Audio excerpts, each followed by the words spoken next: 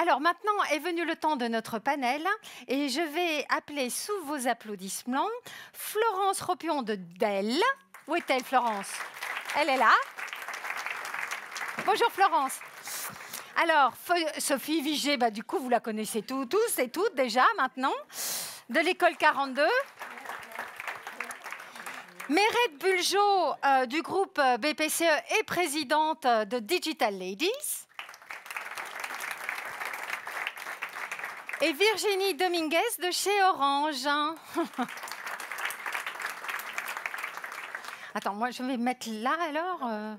Non, comme tu veux en fait. Mais moi je suis un peu embêtée. Je trouve ça vraiment sympa comme format. C'est un peu comme si on jouait au basket là au milieu de vous. Mais bon, vous nous en voulez pas si on vous tourne le dos? Non, ça va? Vous vous sentez pas exclu? Bon, parce que ouais, mais les écrans c'est quand même pas la même chose. Alors, on va peut-être commencer avec Mérette.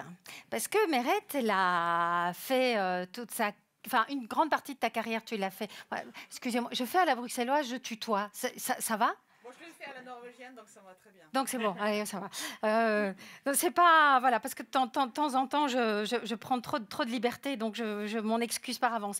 Mais donc Mérette, ce que tu as passé beaucoup d'années chez Natixis, hein, toujours en tant que Chief Digital.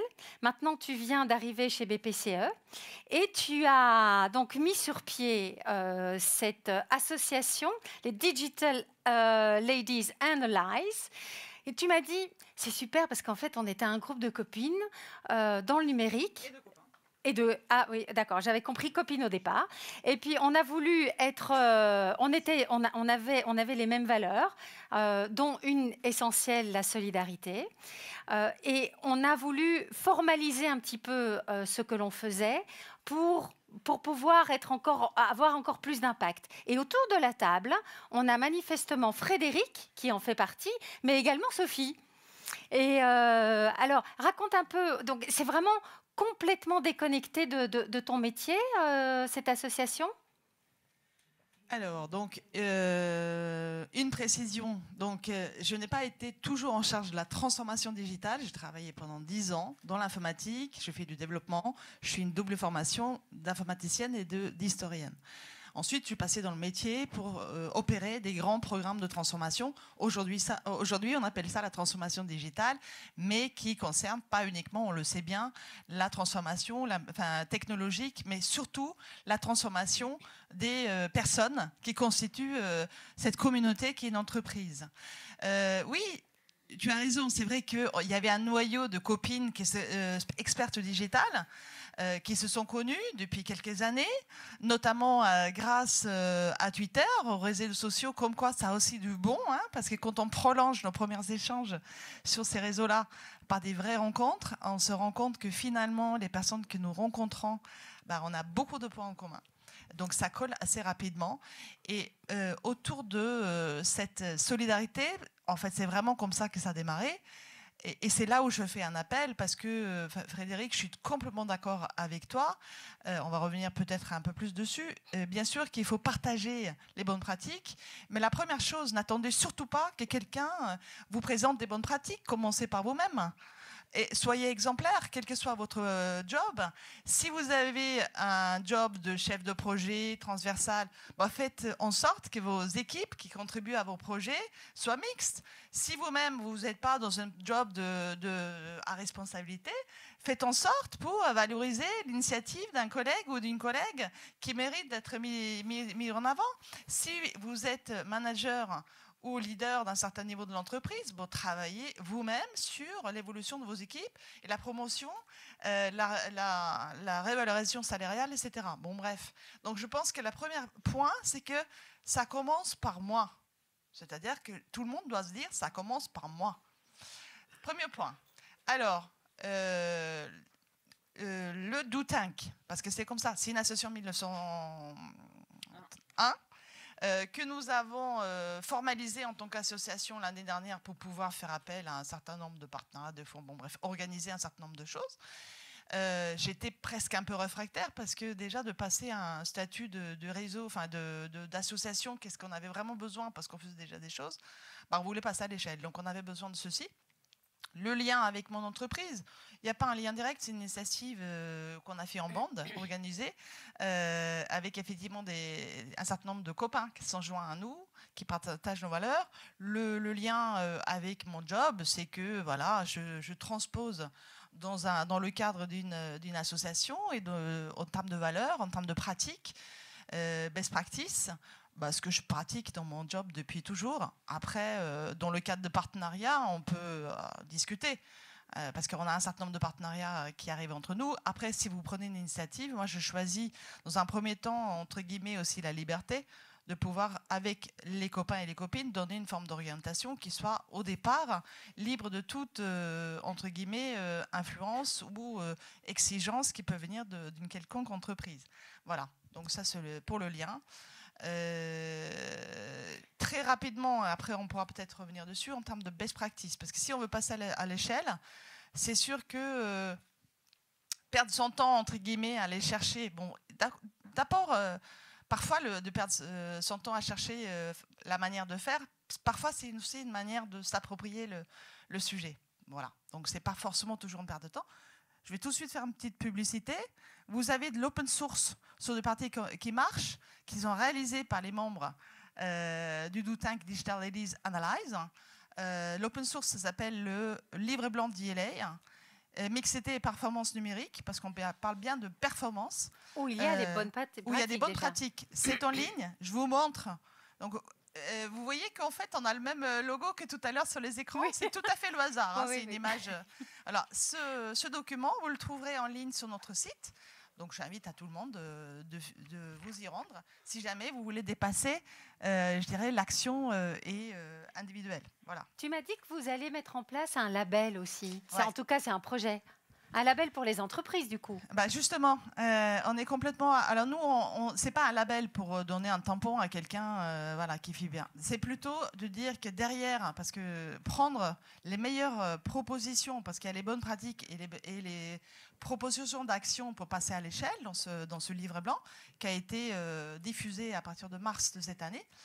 Le label, ça consiste simplement à finalement organiser un écosystème de connecteurs pour pouvoir dire, voilà, dans ce label, c'est surtout un outil, des exemples de bonnes pratiques qui marchent avec un certain nombre d'acteurs, des écoles, comme École 42 ou Simplon, ou alors d'autres associations ou d'autres entreprises avec lesquelles on peut connecter ce qu'on fait assez naturellement aujourd'hui, juste pouvoir mieux expliquer vis-à-vis des partenaires qui nous rejoignent sur un certain nombre de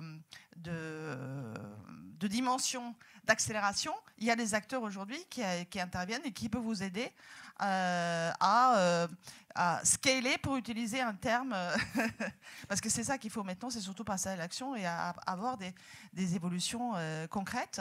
Je sais que nous devons former toute une génération à travers l'éducation, la formation.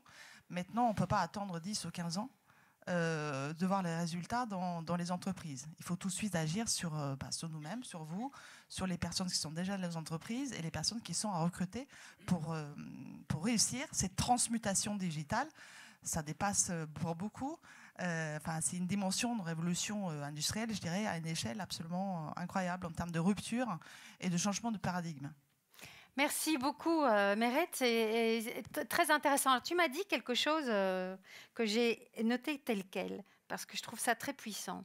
Le pouvoir passe par la technologie. Tu veux dominer le monde ? C'est ça. Non, mais je pense qu'il faut parler de pouvoir aussi d'une manière complètement décomplexée. Parce que ça aussi, c'est un truc. Hein. Pouvoir, c'est un... Non, il faut prendre le pouvoir pour changer le monde, pour le rendre meilleur. Et même changer la vie tout de suite dans votre entreprise. Je pense qu'il y a des exemples comme Sophie et Fred, et certainement vous, que je connais, c'est un peu moins... voilà. C'est des pratiques de prise de pouvoir, c'est des exemples de prise de pouvoir pour apporter des choses qui nous semblent être un progrès pour la société. Toujours est-il que la société est technologique aujourd'hui, totalement. Elle va devenir de plus en plus. Donc rester à l'écart de la technologie, en combinant avec d'autres compétences, parce que la mixité en général, enfin, en fait, la mixité, il faut s'appliquer à ça même. La mixité, c'est la mixité de qui nous sommes aussi. Toutes les compétences que nous pouvons acquérir. Je pense que c'est très bon d'avoir une dimension technologique, c'est très important.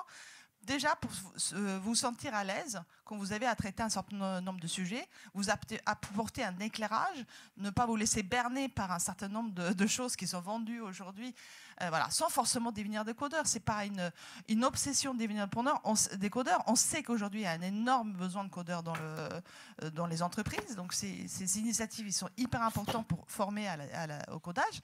Pour d'autres personnes, ce n'est pas forcément de devenir un codeur, mais au moins comprendre de manière complètement décomplexée,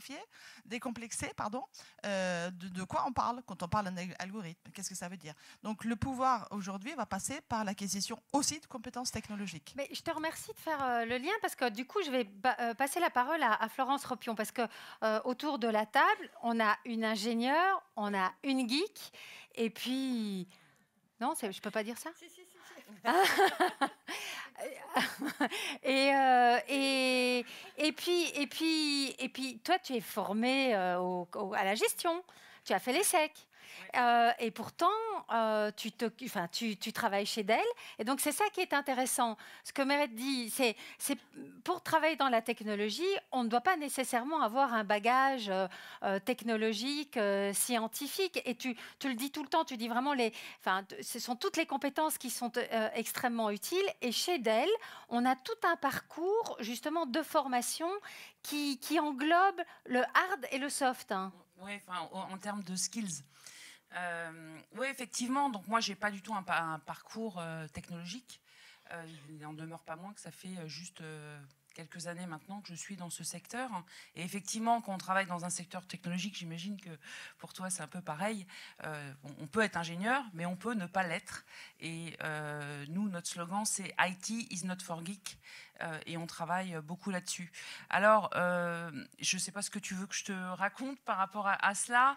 Ce qui est important chez nous, c'est comment déjà on a travaillé peut-être la mixité. Voilà. Pour revenir à ton point, je suis complètement en phase sur le fait qu'à un moment donné, tu es obligé d'avoir des ruptures et créer des groupes de non-mixité. Par exemple, nous, on a un gros challenge, mais comme toutes les boîtes de la tech, mais je suis d'accord avec toi aussi, il y a beaucoup de choses qui sont très positives et j'aime bien regarder le verre aussi à moitié plein.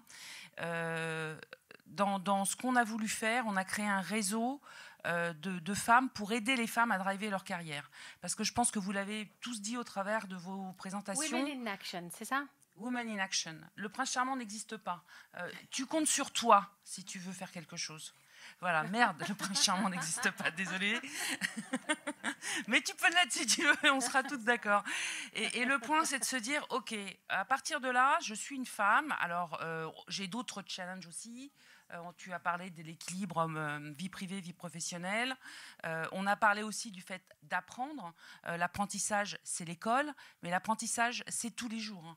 Il y a ce développement de la curiosité et ça, c'est aussi une décision personnelle. Que fait Dell justement pour soutenir cette volonté d'apprentissage de la part de ses salariés ? Alors, je voudrais juste... Pardon. Tu parleras après de la mixité ou pas? Parce que je pense que c'est important. Oui. Si tu veux, tu peux parler de la mixité. Voilà, parce que juste ton push and pull. Voilà, c'est ça. Je voudrais juste rester là-dessus avant de parler du parcours professionnel. Parce que c'est important. C'est pour nous ce qu'on appelle, c'est une journée. C'est un vrai parcours. Alors, c'est vrai que certains évoquent la politique de quotas. Nous, on n'a pas voulu s'inscrire dedans. Alors peut-être qu'on a un peu bisounours. Nous aussi, on croit en un monde meilleur, mais on croit en un monde meilleur par rapport à des valeurs. Donc chez Dell, par exemple, il y a des initiatives autour de tout un tas de sujets. Donc ce sont des groupes de collaborateurs qui vont travailler, se retrouver ensemble sur des sujets. Alors oui, on a démarré avec la diversité de genre, avec les femmes, mais c'est le handicap, c'est la planète, c'est des communautés de personnes par rapport à leur culture, leurs origines. C'est les groupes LGBT aussi. Le but du jeu, c'est de se dire, je suis collaborateur, je travaille dans une entreprise qui essaye au moins de mettre un monde inclusif. Ça, c'est la première des choses. Ensuite, sur la mixité, qu'est-ce qu'on a fait? On a poussé les femmes à leur dire, votre carrière, ça se drive. Rien n'arrive tout seul, je te rejoins, tu le décides. Pour le décider, il y a des codes. Donc la première des choses, c'est savoir parler de tes compétences, savoir mettre en avant tes forces. On entend parler de personal branding, mais c'est pas du bullshit, c'est vrai. Parlez de vous, sachez parler de vous. Prenez une page, amusez-vous à écrire les compétences. C'est rigolo, n'ayez pas peur. 3/4 du temps, on a une page vide parce qu'on pense tellement qu'on est nul, on pense tellement que tout ce qu'on fait, c'est normal par rapport à d'autres. On a tellement, nous les femmes, envie d'être au service des autres qu'on s'en oublie soi-même. C'est toi qui m'as parlé d'attitude prudentielle des femmes, ou c'est... Non, pas moi. C'est peut-être toi, alors, Virginie. Ouais, peut-être, ouais. Je ne sais pas, en tout cas, c'est pas moi. C'est ça ce que tu décris, et j'aimais bien ce concept. Attitude prudentielle, c'est très joli. Oui, c'est très joli, effectivement. Et donc, en fait, c'est développer ses compétences et ensuite développer son réseau. Oui, c'est pas aller boire un café à la machine à café, faire un petit sourire à quelqu'un. Non, c'est parler de ses compétences, dire les jobs qu'on a envie de faire, se préparer. Je vais y revenir parce que c'est quand même un peu le sujet aussi. Et parallèlement à ça, on va travailler sur nos leaders qui sont aujourd'hui malheureusement trop masculin, mais c'est comme ça. On va travailler la transformation. On a aussi de belles réussites. Travailler sur les leaders masculins avec Catalyst. Et avec Marc, avec l'action Marc. Men Advocating a Real Change. Oui. Et le but du jeu, c'est de faire comprendre à nos leaders. Donc ce sont des sessions qui sont animées par des gens de l'interne. On ne fait pas venir des gens externes. Donc, ce sont des leaders internes. On reçoit un Train for Trainer et on va dispenser les messages sur la diversité, sur les biais, sur la perception, sur l'intérêt pour un leader, justement, de l'idée cette diversité et inclusion qui font partie des valeurs. Alors oui, on a des pourcentages à respecter, etc. On a des tendances à avoir. Après, il n'y a pas... et on s'aperçoit que la transformation, elle s'opère. Par contre, dès qu'il y a un changement d'organisation, parce que les femmes ne sont pas toujours tip-top en networking, et ça, là-dessus, il faut vraiment qu'on continue à le faire. Quand il y a un changement d'organisation, des fois, par trop d'absence, la femme, elle est dans son job, elle le fait super bien, mais elle ne va pas penser toujours à regarder ce réseau. Et ce réseau, quoi qu'il en soit, il faut toujours l'entretenir. Ça amène des fois à des risques plus importants pour la femme. Donc on sait que c'est un château de cartes qui est fragile et on travaille dessus. Et pour aider les femmes, mais pas que les femmes, c'est tous les collaborateurs, parce que là on parle de technologie, c'est aider tous les collaborateurs à avoir des parcours différents. Moi pour ma part, effectivement je suis un animal sales, mais j'ai fait du marketing, j'étais patron des avant-ventes, j'étais patron des spécialistes data center, et il a bien fallu que je trouve des ponts, il a bien fallu que je comprenne de quoi je parlais. Et effectivement, on a tout un tas de cursus, alors soit online, alors moi je ne suis pas la génération vidéo, voilà, je n'ai pas encore cette appétence, mais on a énormément de vidéos et on a beaucoup de face-to-face, on a des quiz aussi, il y a tout un tas de programmes qui vont permettre à un collaborateur qui se dit, voilà, moi je rentre comme juriste chez Dell, demain, j'ai envie de partir au sales, j'ai envie d'aller au pre-sales, j'ai envie d'aller au support technique, je veux être évangéliste sur un sujet, et bien, au travers, alors, pareil, personal branding, je sais parler de moi, je vais networker, je le fais savoir, et une fois que je le fais savoir, je prépare mon programme. C'est ce que tu m'as dit, voilà. D'ailleurs, c'est vraiment des carrières cross-function, et c'est très anglo-saxon, c'est pas un hasard, puisque oui, Dell, tout à fait. Voilà, tout à fait. Je te remercie. Virginie, donc tu m'as dit, moi je suis ingénieure féministe. Oui. Tu es Chief Digital Officer chez Orange. Tu as des équipes, justement, pour travailler dans ce secteur-là, qui sont relativement mixtes, mais même si au comité de direction, il n'y a que 2 femmes sur 12, tu m'as dit. Oui, c'est ça. Mais chez Orange, contrairement à Dell, non seulement on mesure, mais on a des objectifs quantitatifs. Alors, comment est-ce qu'on fait quand on a le métier que tu as ? Alors, je vais revenir sur l'ingénieur féministe et puis je vais faire comme toi. Je vais parler un peu de mon parcours parce que moi, j'ai grandi dans un village de 300 habitants dans le Vercors. Et les plus proches voisins, c'était mes grands-parents qui étaient agriculteurs de vaches, 3 chèvres et quelques poules, quoi. Et puis, j'étais plutôt apte au système scolaire et plutôt bonne en maths avec une mère que j'appelle demi-féministe. Alors, pourquoi demi-féministe ? Puisque ma mère, elle me disait... et elle a eu 2 filles, donc peut-être que j'aurais été éduquée différemment s'il y avait eu des garçons, mais enfin, on était 2 filles à la maison et ma mère me disait tout le temps, il faut faire des études, il faut avoir un métier, être indépendante financièrement. Vous trouverez un mari après, mais il faut être indépendante financièrement. Ça, c'est le côté féministe et demi-féministe. Et prof, c'est bien pour une femme. Donc, hardi petit, plutôt bonne à l'école, plutôt bonne en maths. Et donc, je m'oriente vers la carrière scientifique dans mon petit village. Après, j'ai fait le lycée à Saint-Marcelin, le pays de la tome. Voilà, c'était à côté de chez moi. Et puis, j'étais plutôt bonne en cours, donc je suis allée en classe prépa. Et puis, là, je me suis aperçue qu'il y avait un problème spatio-temporel ou quelque chose. On était 2/3 de filles en terminale scientifique, plutôt les meilleures de la classe. Quand je suis passée en maths sup, on était 1/3 de filles. Et quand j'ai intégré Polytechnique, on était 10%. 12. Dernièrement, j'ai revisité Centrale, c'est toujours 20% de filles, et à l'X, c'est toujours entre 10 et 20%. Donc je me dis, il y a un petit trou spatio-temporel. Donc premier message, les filles, c'est possible. Et même quand on a grandi d'une famille d'agriculteurs dans le Vercors, il ne faut pas se mettre de frein et il faut oser. Alors voilà, donc depuis, je suis devenue féministe parce que la data me montre que finalement, il y a cette espèce de faille spatio-temporelle et les filles peuvent faire des études de sciences comme les garçons. Il y a le côté ingénieur qui revient. Là, je suis devenue féministe parce que la data me prouve que... C'est vrai. Et parce que le parcours, il y a des biais. Et tu parlais d'approche prudentielle. Moi, ce que j'observe aujourd'hui, et ce sur quoi j'essaie de travailler, en tout cas avec mes équipes, c'est que les filles n'osent pas changer de job, n'osent pas postuler sur le job d'après, réseautent moins bien. Alors j'appelle ça aussi le good girl syndrome. Vous savez, pour ceux qui connaissent Laura Ingalls. Donc pensez à Laura Ingalls, ou tous les dessins animés desquels on est abreuvé quand on est petite. C'est quand même un autre repère cinématographique que ce que Frédéric nous a... Donc Laura Ingalls, c'est la petite maison dans la prairie, Fred. Voilà. Laura Ingalls ou Cendrillon, ou tous ces films, ces séries desquels on abreuve les petites filles qui doivent rester à la maison, bien faire le job, et le prince charmant arrive. Mais où est-ce que ça arrive, ça ? Jamais. Donc il faut dire que ça n'arrive pas et il ne faut pas attendre à la maison en s'occupant des gamins et en faisant le ménage que ça se passe parce que ça ne va pas se passer. Le mariage n'est pas un plan de carrière. Voilà, le mariage n'est pas un plan de carrière et sans demander, sans essayer d'aller chercher, sans oser, eh bien on n'y arrive pas finalement. Donc moi ce que j'ai remarqué et ce que j'essaie de travailler avec les équipes, c'est que pour postuler sur le job d'après, les filles attendent d'avoir 80-90% des compétences en se disant c'est bon, je coche toutes les cases et je peux y aller. Et les garçons, alors j'aime pas l'approche genrée, mais en tout cas c'est ce que j'ai observé de mon expérience, ils osent plus. Donc voilà, donc moi j'essaie avec mes équipes de les faire oser prendre le job d'après, les jobs de management. Donc sur les managers d'équipe, moi j'ai 50% de filles. Dans mon comité de direction, malheureusement un petit peu moins. Donc j'essaie de faire changer les choses, mais c'est difficile. Et au-delà de la tech, ce qui a beaucoup changé ces dernières années, il me semble, en tout cas, c'est les méthodologies de travail et les modes de fonctionnement dans les entreprises, où on est passé d'un travail séquentiel où les marketeurs pensent, le chef de projet récupère le projet, fait une belle expression de besoin et les envoie aux équipes techniques qui développent. On est dans un monde beaucoup plus intégré, où finalement, ce qui assure la performance dans l'entreprise, c'est aussi bien les hard skills que les soft skills.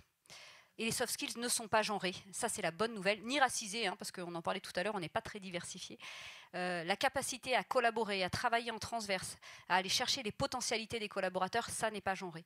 Et donc j'ai quand même le sentiment qu'en mettant en place ces nouveaux modes de fonctionnement qui sont beaucoup plus transverses, beaucoup plus collaboratifs, beaucoup plus intégrés, eh bien on favorise la place des femmes dans les équipes. Et qui sont clés pour la transformation et qui assurent la performance. Voilà. Donc, au bout du bout, mon expérience, c'est que c'est finalement les soft skills qui font la différence et qui font la performance. Et donc, le message, c'est plutôt de dire, voilà, quel que soit le background, on peut continuer à apprendre et se baser sur ces soft skills pour tirer le maximum des équipes collaboratives. Voilà. Merci beaucoup Virginie. On va passer à Sophie Vigier. Je suis vraiment super contente de t'avoir dans ce panel parce que je trouve que ce que tu dis, mais surtout ce que tu fais est vraiment fondamentalement inspirant. Tu oses mettre en place des choses qu'il me semble, en tout cas moi, je n'ai pas vu ça ailleurs, comme justement comment faire pour attirer davantage de femmes à l'école 42. Alors tu as fait plein de choses, justement comme passer par la non-mixité, comme Frédéric a parlé tout à l'heure. Mais alors il y a quelque chose qui m'épate et qui est pourtant tellement évident, mais que tu as osé mettre en place, c'est le fait de s'adresser à toutes les générations, de faire sauter ce verrou de l'âge. Parce qu'effectivement, les femmes ont des vies différentes que les hommes. Et raconte-nous ce que tu as découvert en faisant ça. Merci beaucoup. Quelle pression. Je voulais juste préciser un truc, puisqu'on parlait de nos vies, que j'ai pas fait de formation geek, parce qu'il n'y a pas de formation geek, mais sinon j'ai fait biologie et musicologie. Ah ouais, mais ça, donc c'était vous voyez, pas dans ma bio, ça. Non, je suis désolée. Comme quoi, finalement, et j'ai appris sur le tas, enfin après en programmant, enfin bref. Ouais, donc t'as bien appris, hein. Ouais, après je suis devenue prof de programmation, enfin bref. Voilà. Et donc, ce qui a été fait, oui, sur 42. Donc déjà, moi je trouve que c'est difficile on stigmatise beaucoup les entreprises, souvent en leur disant vous recrutez pas assez de femmes dans les métiers de la tech, etc. Mais je crois que la plupart, elles aimeraient recruter plus de femmes. Et elles essayent de faire ce qu'elles peuvent, mais il y en a pas, il y en a juste pas qui sont formées. De la même manière, moi j'aimerais pouvoir attirer plus de femmes, mais c'est très très compliqué parce qu'on se bat contre des monstres qui sont plus grands que nous, qui commencent beaucoup plus tôt et qui sont les représentations, comme vous le disiez très bien, les représentations sociales, les stéréotypes, le fait que justement les femmes, en tout cas depuis 30 ans certainement, se portent beaucoup moins vers les métiers de l'IT. Très très rapidement, dans les années 80, il y avait à peu près 10% de femmes qui étaient diplômées dans les écoles d'ingénieurs. Maintenant, on en est à 25%. Donc il y a quand même une belle avancée. Sauf que pas du tout dans l'informatique. Et dans l'informatique, ça a plutôt chuté. Donc le chiffre, à part chez Simplon, voilà, où là, ça rehausse quand même le niveau. Mais sinon, mais c'est déjà ça, écoute. Oui, c'est déjà ça. Mais sinon, de manière générale, en fait, c'est resté stable à cause de ce fameux événement dans lequel j'étais dans les années 80, qui a été l'avènement de l'ordinateur individuel.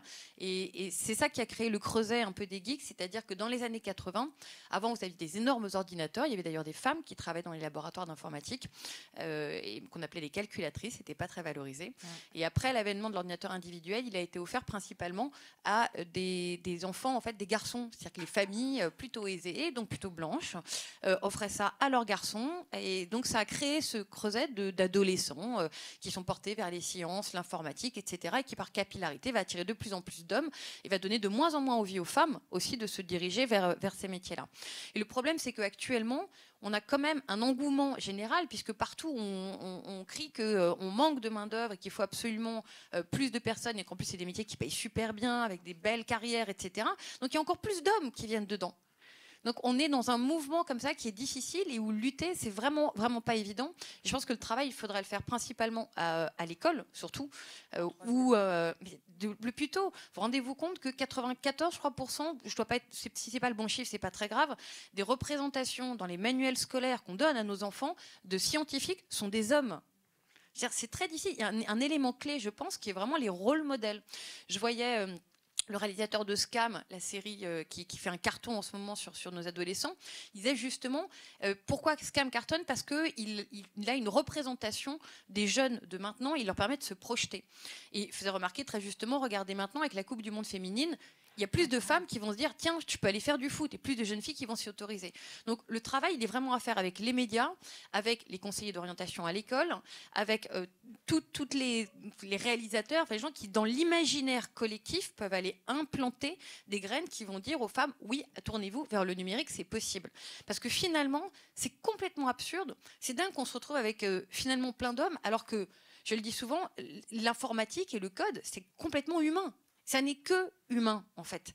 Les machines, elles n'ont pas inventé toutes seules un langage de programmation. C'est nous qui avons créé un langage de programmation qu'on a couché dans des machines. Donc c'est notre logique et notre logique d'être humain. Et souvent, je m'amuse à rappeler, quand je donne des cours de programmation, je dis souvent, mais une des premières structures, c'est un if, then, else. Donc si, sinon, si cela, alors ceci, sinon, et fin. Et en fait, on le fait petit. Petit, c'est si t'es gentil, t'auras des bonbons, sinon une baffe, fin. Voilà. Donc c'est que des structures de pensée humaine qu'on connaît tous. Donc voilà, donc lutter contre quelque chose. En fait. Ah oui. Est-ce que tu dis, je sais pas si ça fonctionne, c'est pas grave. Non, juste écho. C'est bon. Par rapport à ce que tu dis, par rapport aux technologies et par rapport à la responsabilité qu'on a tous, parce que là, on parle du digital, mais les nouvelles technologies comme l'intelligence artificielle vont apporter une double responsabilité pour les femmes. Parce que si les femmes, les jeunes femmes, si tout autant que vous êtes, vous, messieurs et dames, qui avez des enfants, vous ne poussez pas aussi, on est tous responsables aussi de ce qu'il va apporter. Aujourd'hui, c'est ce que je te disais, vous tapez sur Google grand-mère, vous verrez les photos qui apparaissent. Ce sont que des grand-mères blanches, et que vous soyez partout dans le monde. Alors, demain, avec l'intelligence artificielle, si on veut un monde divers et inclusif, il ne faudra pas venir pleurer. c'est l'affaire de tout le monde. C'est l'affaire aussi des femmes. La transformation digitale, c'est une transformation. C'est, comme tu l'as souligné, aussi du travail collaboratif. C'est pas que des choses compliquées. C'est souvent de l'organisation. C'est des changements de consommation, des changements d'usage. C'est à notre portée. Donc, il faut y aller. Je vais quand même répondre à ta question aussi. Merci beaucoup. Je vais juste répondre à ta question quand même. Donc, on a mis énormément de choses en place à 42. Entre 2013 et 2018, on était passé de 7 à 15%. Moi, je suis arrivée en octobre 2018. En 6 mois, on est passé de 15 à 26%. Mais oui, mais c'était aussi... Dingue. Oui, mais après, parce que moi, c'est un combat que je porte aussi et qui m'intéresse. Et quand vous mettez à la tête d'une structure quelqu'un qui... Mais Sophie, ça veut tout dire, en fait. Ouais, ça veut dire qu'on peut faire des choses. Ça veut dire que Frédéric... ça veut dire que quand on veut et qu'on a les manettes, on peut. Non, mais c'est ça. Quand Frédéric dit il faut rendre la non-mixité interdite, tu prouves par ce que tu as fait que c'est possible. Si on veut, on peut. Oui, mais c'est pas si simple que ça. Si on veut, on peut améliorer. Mais néanmoins, même quand j'ai mis des quotas en disant maintenant il y a 50% des places qui sont réservées dans ce qu'on appelle les check-ins, c'est-à-dire les informations collectives pour les femmes, j'ai jamais eu 50% de femmes. J'en ai pas qui arrivent en fait. Il faut aller les chercher par tous les moyens, arriver à les convaincre. Juste pour quand même répondre à ta question, et si vous voulez plus tard, je vous donnerai la liste de toutes les actions qui ont été menées, qui est quand même assez longue. Mais en tout cas, en effet, un des leviers, étonnamment, a été de faire lever la limite d'âge. Et c'est ce qu'on subodorait, évidemment. En fait, comme les femmes, pour elles, l'informatique, c'est pas du tout la voie royale, elles se portent pas du tout vers ça, surtout dans les 30 dernières années, et que c'était particulièrement des hommes. En revanche, elles y arrivent un peu plus tard. C'est-à-dire que vers 30 ans, alors certains me disent c'est parce qu'elles ont eu leurs enfants, etc. Bon, peut-être. Moi, je pense que c'est surtout parce qu'elles n'ont pas été au contact et sensibilisées, et que quand elles tombent là-dessus, elles se rendent compte à quel point c'est une opportunité, ou parfois elles sont porteuses de projets, et elles veulent se lancer dans leurs projets. Donc finalement, en faisant sauter la limite d'âge, on a constaté quelque chose d'étonnant, c'est que sur la tranche 30-40, j'avais 60 à 70% de femmes qui candidataient. C'est-à-dire beaucoup plus de femmes, puisque les hommes se sont dirigés plus naturellement vers ces voies-là. La reconversion des femmes. Ouais. Mais la reconversion de tout le monde, pas que les femmes, mais de tout le monde. C'est sûr, c'est évident. Mais pour attirer un public différent, il faut prendre en compte cette deuxième carrière, cette reconversion. Tout à fait. Mais je crois qu'il faut aussi lever le voile. Parce que je vois, on avait mené des actions avec Pôle emploi. J'ai eu 350 femmes dans les clusters. Et je vois que quand on leur explique... Alors après, il y a une particularité aussi. C'est que bien qu'il y ait une période de 4 semaines très, très intense, il faut le reconnaître, c'est quand même difficile, les 4 semaines, à consacrer entièrement. C'est pas qu'elles soient des filles, mais il faut consacrer entièrement 4 semaines à la sélection, c'est-à-dire à la piscine. C'est une épreuve de 4 semaines intense. Mais ensuite, après, l'école elle est ouverte 24 heures sur 24, 7 jours sur 7. Vous pouvez y aller quand vous voulez, vous organisez votre scolarité comme vous voulez. Pour arriver au niveau du premier stage, quelqu'un qui est très doué peut mettre 5 mois, quelqu'un de normal va mettre, moyen va mettre 8 mois, quelqu'un qui a des enfants ou qui est moins doué, ou qui a des parents dont s'occuper, ou autre chose, peut mettre jusqu'à 1 an et demi. Et pour faire tout le parcours, c'est entre 1 an et demi et 6 ans. Parce que, en fait, vous allez à votre vitesse. Et le fait que ça s'adapte, ça arrange beaucoup aussi les femmes. Et le fait aussi que la pédagogie soit basée sur, il n'y a pas de prof, c'est beaucoup de la communication, de la collaboration, on travaille ensemble, on avance ensemble. Et quand après tu leur montres les salaires qu'il y a, les possibilités qu'il y a, le pouvoir que ça te donne, je veux dire, ça te rend autonome. T'es dev, tu lances ce que tu veux, quoi. T'es graphiste, c'est plus compliqué. Est-ce que Beryl Bess est dans l'Assemblée ?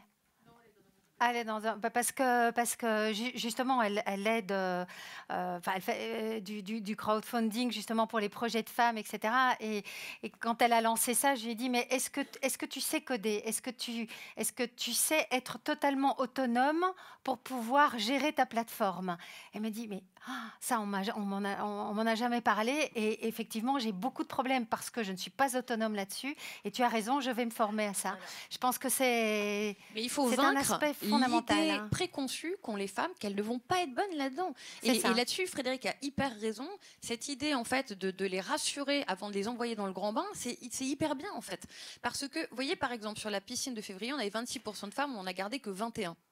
Je veux dire, si on avait voulu faire péter les scores, on aurait fait en sorte d'en garder 30, par exemple. Donc ça veut dire déjà, et d'une, on ne transige pas sur la qualité de la sélection, mais de deux, c'est pas normal que ce soit pas resté stable.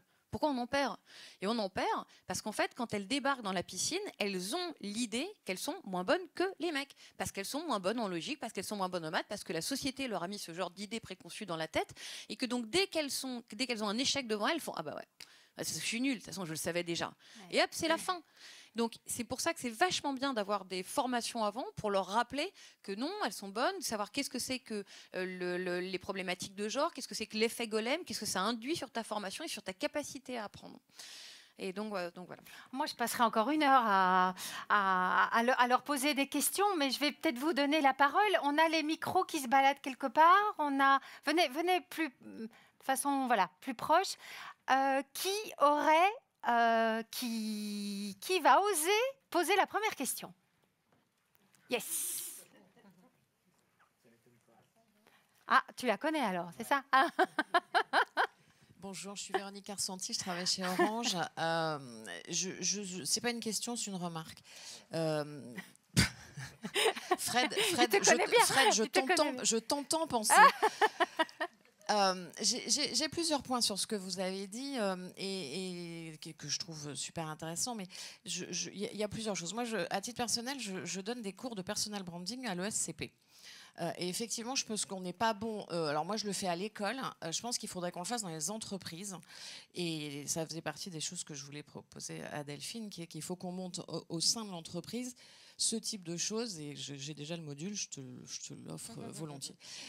Donc ça, c'est le premier point. Et alors, j'ai essayé de faire ça à l'X. J'ai eu moins de succès, pour être honnête. Parce qu'en effet, là aussi, je me suis trouvée devant la promo sortante de cette année-là.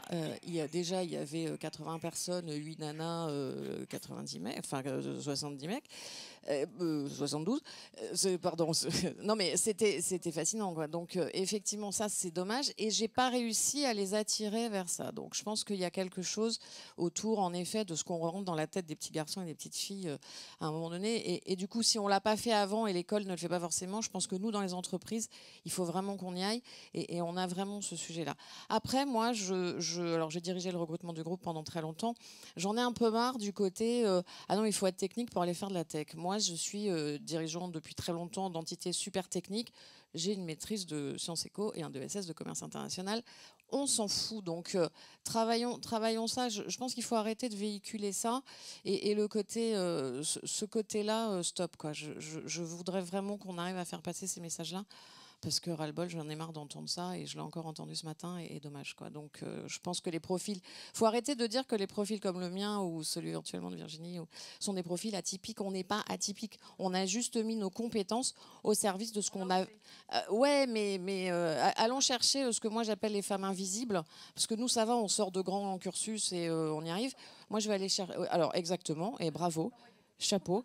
Allons chercher celles que moi j'appelle dans notre entreprise, en tous les cas, parce que c'est celle que je connais le mieux, les femmes que j'appelle moi invisibles, qui auraient envie d'y aller et on ne sait pas aller les chercher. Je pense que le personal branding pourrait être une bonne méthode. Voilà, je pourrais en parler des heures aussi. Je suis désolée. Juste te dire que je suis entièrement d'accord, et j'avais fait remarquer à une journaliste qui me disait oui, mais alors parce que les filières littéraires, plus c'est pas machin, etc. J'étais là, en fait, il faut arrêter avec ça, parce qu'on contribue en fait à faire croire et à se dire que donc il faut faire de la tech. Ah ouais, ça. Il me disait en fait, on fait des formations où on prend des scientifiques parce qu'ils vont être plus à même d'eux. Je dis là, mais pas du tout. Moi, j'ai des personnes qui ont fait des études de langue qui sont super bonnes en code. Enfin, ça n'a rien à voir. Il faut arrêter. Il faut en effet arrêter avec ce clivage-là qui justement accentue les problèmes de mixité. Arrête. Une remarque sur la visibilité. Attends, elle va juste répondre. Et puis... Ouais, un complément sur la visibilité. On est bien d'accord. D'ailleurs, c'est l'objet même du Do Tank, hein, c'est accroître le nombre et la visibilité des femmes dans la tech et plus généralement la diversité et l'inclusion dans la tech. Et là aussi, j'avais envie de donner un exemple, parce que les grands principes, c'est super. Ce qu'on fait concrètement en tant que personne, homme ou femme, c'est encore mieux. Donc, je donne un exemple très concret qui date de la semaine dernière. On me sollicite souvent pour intervenir sur mon domaine d'expertise à des forums, à des conférences sur la tech. Quel est ma première réflexe? Je regarde la liste des speakers avant de répondre. Et donc, je réponds généralement oui, parce que ça fait aussi partie d'un acte militant de répondre oui. Et je dis, bah là, par contre, pas beaucoup de femmes dans les speakers. Alors moi, j'ai vu que, par exemple, vous avez une thématique, c'est un exemple concret, hein, sur la cybersécurité. Il n'y a que des hommes, là, sur votre table. Voilà, donc là, ah oui, effectivement. Et là, en fait, effectivement, enfin, ils se rendent compte, tout à fait, et ils n'ont pas du tout envie de photoshopper la photo derrière. Bah oui, mais en fait, on n'a pas trouvé. En gros, c'est ça. Et tu leur proposes des noms. Et là, on propose des noms. Et on a fait ça en 24 heures. On leur a trouvé la personne, la femme, experte en cybersécurité, la femme, parce qu'il y avait que des hommes. Voilà. Donc ça, c'est la visibilité, ça fait partie intégrante de votre propre acte militant, de vous rendre, vous, visible. Et aussi, ce qu'on dit en anglais, pay forward, c'est-à-dire que quand on parle de réseauter, non mais réseauter, c'est pour faire quelque chose. C'est pas juste pour accroître vos nombres de connaissances. C'est aussi qu'est-ce que vous-même pouvez apporter à une communauté. Bonjour, je suis Christelle Randal, je suis chef de projet de transformation digitale chez Total. Je voulais vous remercier déjà pour votre intervention. J'ai moins une question, mais plutôt un commentaire. Je vous ai entendu, je partage un peu vos différents points de vue. Pour aller plus loin, je pense que c'est un petit peu dangereux de rester sur le mot diversité et qu'il faut plus parler d'inclusion. Quand j'entends certains témoignages, je pense que c'est un peu une erreur de se dire, voilà, tant de pourcentage de femmes, il faut encore faire ci, faire ça. Je suis plus réceptive, par exemple, à une enquête, que j'ai lue il y a peu, qui disait que pour réussir la transformation digitale, il faut tabuler sur 3 choses, l'intrapreneuriat, le hackathon et le serious games.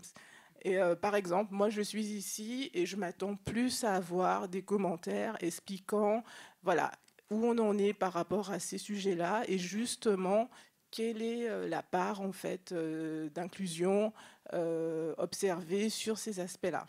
Voilà, c'est le commentaire que je voulais partager avec vous. Merci. Je voudrais demander à Fred, il faut que tu prennes de répondre. Moi, j'ai trop parlé déjà. Et sur le hackathon ou sur ces mécaniques-là, dans quelle mesure est-ce qu'elles sont inclusives ou est-ce qu'elles poussent l'inclusion? Ça, franchement, je ne saurais pas dire. Parce que ce ne serait pas la première fois dans un hackathon qu'on verrait que c'est toujours les mêmes leaders qui prennent la main et que c'est toujours les mêmes qui se...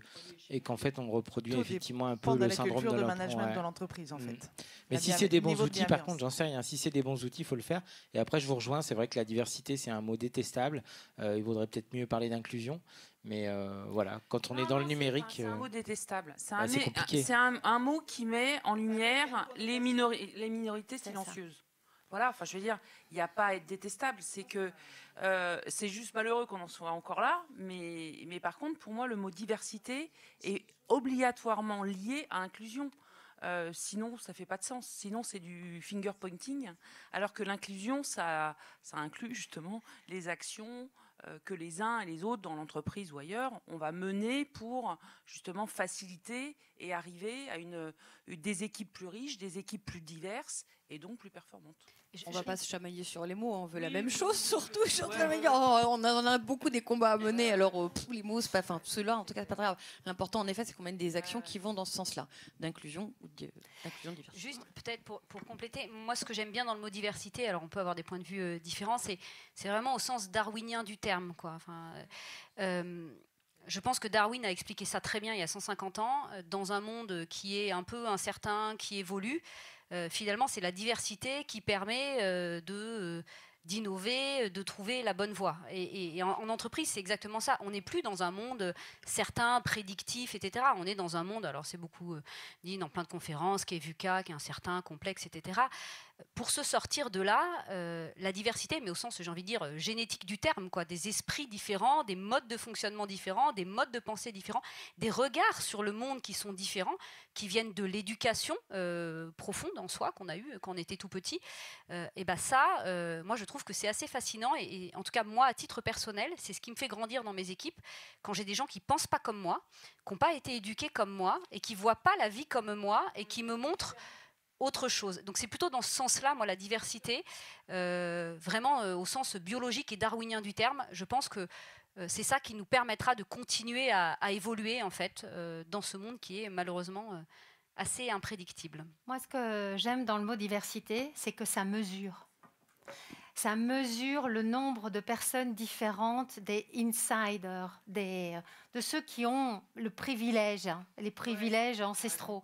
Et c'est sûr que la mesure ne suffit pas. On dit en anglais « diversity without inclusion doesn't stick ». L'inclusion, c'est un environnement qui doit être inclusif pour que, justement, nos chiffres diversité puissent continuer à croître. Mais les deux vont véritablement ensemble. Tu voulais dire quelque chose, Fred? Non, elle a convoqué Darwin, mais c'est vrai que c'est un peu écologique aussi. La biodiversité, on sait très bien que ça va nous tuer. Et la biodiversité des talents et des approches. Ouais. Et c'est ce qu'on a vu avec Claudine. Hein. C'est la mixité, la diversité, c'est comme la biodiversité, permet cette performance. C'est tellement, tout est tellement naturel et on a tellement dénaturé ça par justement des cultures de domination finalement, des cultures de privilèges. Ouais. Et c'est ça qu'on essaye de déconstruire tous ensemble. Une dernière question? Il y a quelqu'un, oui, qui a déjà le micro manifestement. Bonjour, Mélisande Cassin, gérante de la société Holdin. Donc actuellement, de la société, Holdin, donc qui est basée à Amiens. Et aujourd'hui, j'interviens dans un programme européen qui s'appelle Pontoon, qui consiste à la montée en compétences numériques de femmes éloignées de l'emploi. Donc, j'interviens au quotidien avec des femmes qui sont très éloignées du numérique et généralement, le public est très mixte. Ce que je constate au quotidien, c'est qu'en fait, il y a une méconnaissance des métiers du numérique qui sont extrêmement opaques. Aujourd'hui, on parle de développeurs, de data analystes, mais pour le commun des mortels, et notamment ces femmes qui ont suivi des cursus scolaires où on ne leur parle pas du tout d'informatique, ça ne veut rien dire. Et je pense que mes hommes et femmes sont concernés par ce sujet. Et je pense que rien qu'en travaillant sur les définitions des métiers et de la communication autour des opportunités que ces métiers offrent, on s'ouvrirait et on ouvrirait la porte à beaucoup de monde. 2000% d'accord, et je vous déprimez encore plus. C'est encore pire parce que même les formations qui conduisent au métier ne sont pas connues des publics qu'on vise. Et en plus, les gens ne se sentent pas légitimes, ils ne savent même pas que c'est gratuit, etc. Donc c'est une cata. Donc il y a un gros effort de communication. Et là encore, cette communication-là, ce n'est pas 42 qui va la faire et qui va la gagner. Ce n'est pas Simplon, c'est toutes les écoles ensemble, tous les conseillers d'orientation, le ministère du Travail, etc. Mais il y a un gros boulot à faire, vous avez raison. Après, nous, dans la conception de nos programmes de formation, en fait, on a pour mission de constituer une boîte à outils, donc partagée entre la France et l'Angleterre, parce que les constats sont à peu près les mêmes sur les territoires. En fait, on se rend compte qu'on a du mal à trouver des contenus qui présentent des métiers innovants, ou en tout cas où il y a des métiers en tension. Donc en fait, on ne sait même pas nous comment, on crée nos propres ressources, mais souvent c'est un petit peu, c'est low cost, quoi. C'est pas joli, les témoignages sont pas hyper pro, c'est des petites boîtes. Vous connaissez Social Builder ? Non. Mettez-vous en contact avec Social Builder, parce que nous, je crois qu'on travaille un peu tous avec eux, et ils sont en train de constituer une sorte de AdaBot, un bot sur lequel tu peux retrouver toutes les formations, des témoignages, des vidéos, des explications, etc. Ils sont en train de le faire, parce qu'on est en train de les alimenter justement, pour essayer justement d'aider dans ce sens-là. Donc voilà, si ça peut vous aider. Merci beaucoup. Je vous en prie. Et aussi, en complément, pensez aussi à rajouter à ces notions de formation, de l'observation sur le terrain. C'est une action que nous soutenons beaucoup au niveau de Digital Ladies Analyze, avec le monde associatif qui sont spécialisés là-dessus, notamment par exemple une association qui s'appelle Viens voir mon taf, qui facilite en fait l'accès à des stages d'observation aux jeunes de 3e au sein des entreprises et dans les secteurs. Là, nous, l'axe que nous travaillons plus particulièrement avec cette association, c'est développer encore l'accès justement aux services informatiques, aux services, pour que des jeunes filles et des jeunes garçons puissent voir sur le terrain, rencontrer des gens qui travaillent sur ces métiers et de voir concrètement de quoi il s'agit. J'ai une participante qui a une burning question. Tu peux faire super court. Vas-y. Très court, j'ai deux choses à dire. Il existe une action qui a pour ambition de montrer aux femmes quels sont les divers métiers dans leur reconversion professionnelle. Ça s'appelle, le Salon de la reconversion professionnelle des femmes, Profession L, qui se déploie un peu partout en France et qui va bientôt s'internationaliser au Luxembourg. Donc voilà, on est très contente. Donc faire connaître les métiers du numérique, c'est une de nos actions. Et c'est super important que les entreprises et les structures qui accompagnent les femmes dans cette reconversion vers les métiers du numérique puissent être présentes sur ces salons, parce qu'on reçoit énormément de femmes qui peuvent être bénéficiaires de ça. Deuxième chose, je vais être assez radicale aussi, parce que moi aussi j'aime bien ça. Je suis fondatrice de l'agence Unique en son genre, et je vous propose de vous interroger sur le vocabulaire que vous avez utilisé tout au long de votre intervention, et merci pour tout ce que vous avez dit, et en quoi le fait d'utiliser uniquement le masculin pour décrire le conseiller Pôle emploi, le formateur, l'accompagnateur, le développeur, tout ça, ça participe à l'invisibilisation ou à la difficulté d'identification des femmes vers ces métiers-là du numérique, et comment on peut faire demain pour changer ce vocabulaire et inclure ou ouvrir, plus, parce que je préfère l'ouverture à l'inclusion, mais ouvrir le langage vers plus d'équilibre entre féminin et masculin. Bravo, ouais. Juste un truc. Oui, vas-y, Brett. L'écriture inclusive est complètement généralisée à Simplon. À l'oral, on ne la pratique pas. Et par contre, à l'écrit, quand on rend des appels d'offres pour des demandes de subventions, parfois on est retoqué par les administrations parce qu'on utilise l'écriture inclusive. Ouais. Et je pense notamment au Conseil régional d'Île-de-France, où le groupe Rassemblement National, pour ne pas le citer, a demandé à ce qu'on n'ait pas une subvention sous prétexte qu'on utilisait ce langage barbare.